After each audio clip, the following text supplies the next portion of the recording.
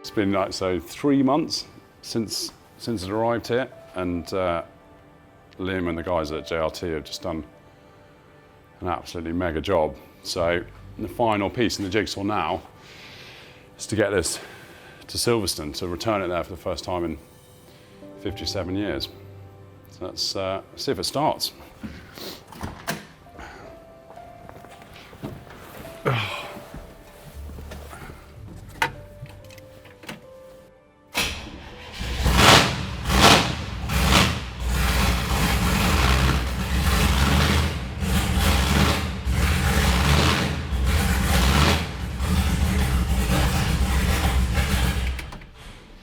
Wow, I think we might need silencers when we've done the revival. That is absolutely mega, isn't it? Wow. Awesome, awesome. I've never bought a car when I haven't been able to drive it away. So buying a car and then it's sitting for kind of 6 months, 3 months, not even in the UK, in America, and then 3 months here. And you know, I've come up a few times to see it, and Liam's been amazing at kind of sending me photos and keeping me updated on all the progress. But to actually kind of finally feel it start, and the whole ground shakes. I don't know whether it will come across on camera or not, but when you're in the car and you start out, I thought it would kind of turn over a bit more. It just literally turned once, bang, it fired. It is a proper bit of kit. It is absolutely mega. I think the number one priority today is obviously getting it to Silverstone and then getting it to Goodwood for the revival. So I'm going to be take it pretty gently. Apparently the brakes aren't too good. They tend to pull a little bit, so they might improve once they're bedded in. And really, I mean, the police are going to love this, aren't they? But hopefully they don't mind too much. They should see the story behind it. I think we'll be fine. We'll be all right.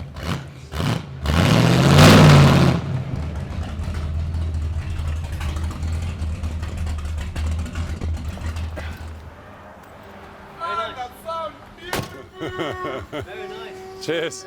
It's the furthest it's been in 40 years or something. It pops out a second gear, but apart from that, I think it's all right. No problem.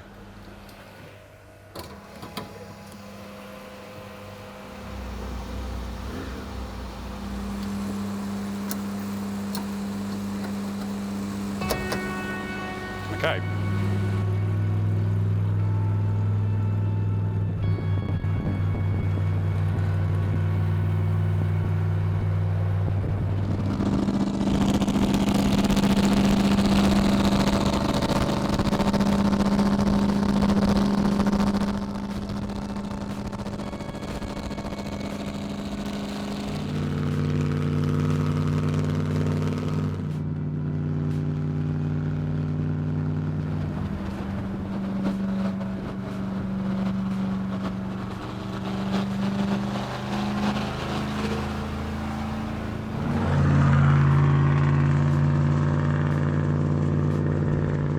So Dan never managed to complete the final 2 laps when he was here in 1961. So in his honour, let's do those 2 laps.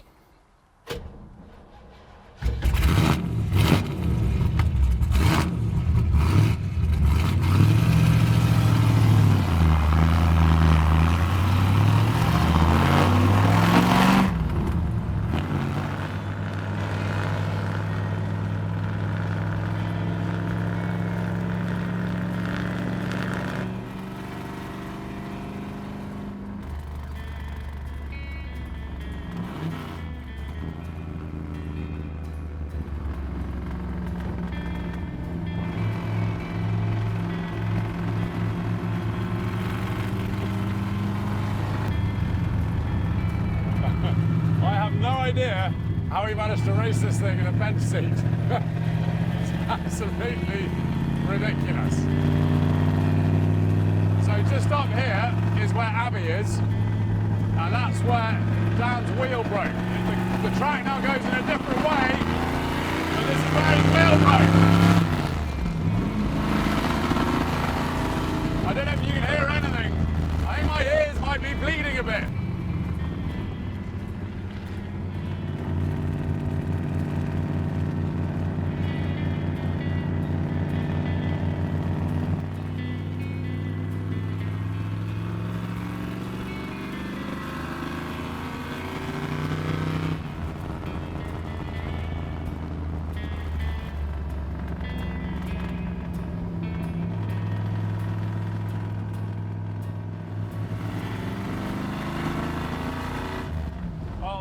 go, Dan, as your last 2 laps completed. And quite rightly, there's absolutely no one in front. There are no 3.8 Jags, just as it should be.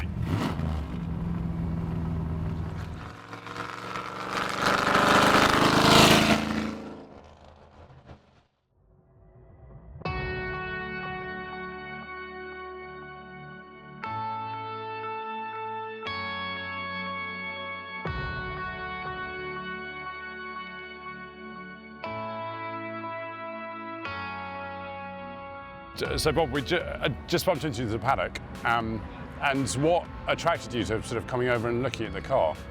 I was just interested in motorsport anyway, and I'm working here, and I've been involved marshalling since 1966, but I was here in 61 when this car raced, and I was a spectator as a young lad with my father. And it was just nice to see cars as they were, Back on the track.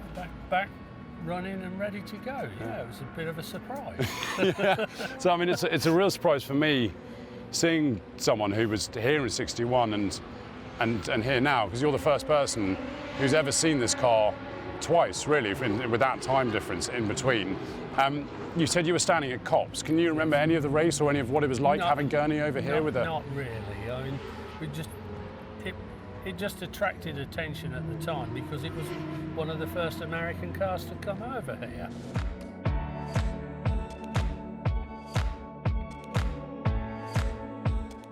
Do you think the British crowd was sort of slightly rooting for him as this sort of outsider? Or I really can't remember that far back. I think the crowd in those days was just happy to see good racing, and they didn't mind who was with it.